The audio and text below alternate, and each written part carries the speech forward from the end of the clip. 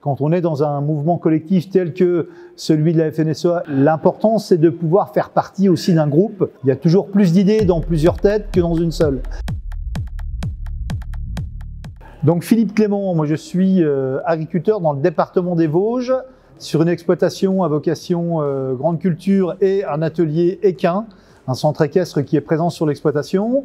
Moi je suis président de la FDSEA des Vosges depuis 2015.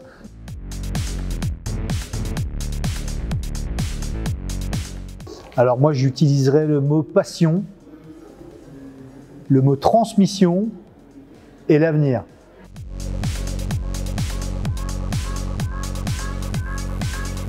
Alors, c'est forcément important parce que je dis souvent que seul on va vite, mais ensemble on va plus loin. Donc, quand on est dans un mouvement collectif tel que celui de la FNSEA et des jeunes, j'y associe bien évidemment les jeunes agriculteurs, parce qu'on n'ira pas aux élections tout seul, hein, on va y aller avec les JA, enfin, en tout cas sur mon territoire, mais j'espère que ce sera partout pareil.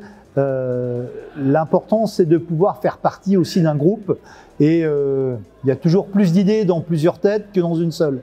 Et puis le syndicalisme agricole tel qu'on l'entend, syndicalisme de proposition qu'est la FNSEA, c'est quand même un syndicat qui a une histoire qui est aujourd'hui de près de 80 ans. Donc on ne tient pas quand on n'est pas bon pendant 80 ans.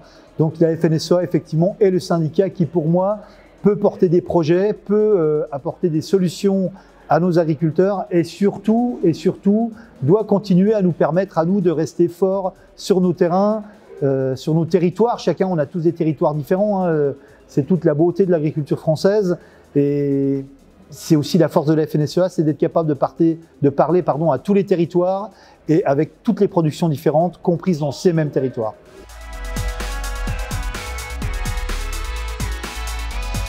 Enfin, chaque mouvement est important. Alors, il y a effectivement tout ce qui est manifestation, puis il y a tout ce qu'on a à côté, toutes ces rencontres qu'on fait à travers justement le syndicalisme.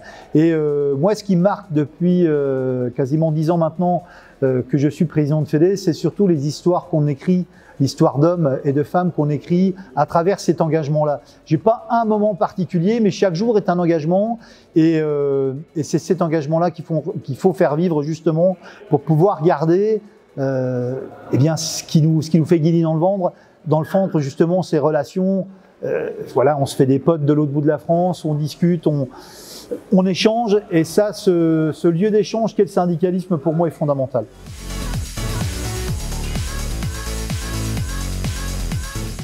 Combat fondamental sur lequel il ne faudra rien lâcher, c'est évidemment la rémunération de nos productions et puis le projet qu'on va donner à nos jeunes demain pour pouvoir continuer à avoir des paysans sur nos territoires.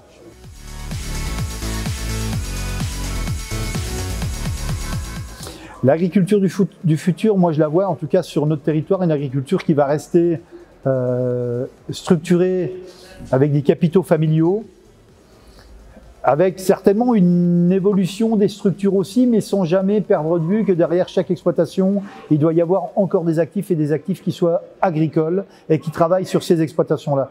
C'est là où il faut être vigilant, c'est sur la financiarisation de l'agriculture.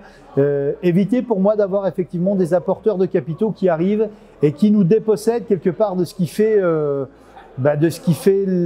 l'essence même de ce métier, c'est le foncier, les bâtiments, enfin les moyens de production, et puis être capable demain de pouvoir toujours être un maillon essentiel de la société à travers l'alimentation qu'on va pouvoir continuer à apporter à nos citoyens.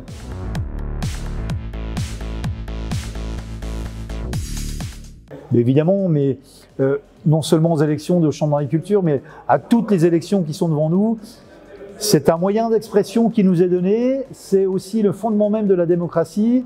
Et quand on regarde ce qui se passe autour de nous, accrochons-nous justement à ce droit de vote pour pouvoir dire oui ou non à tel ou tel projet.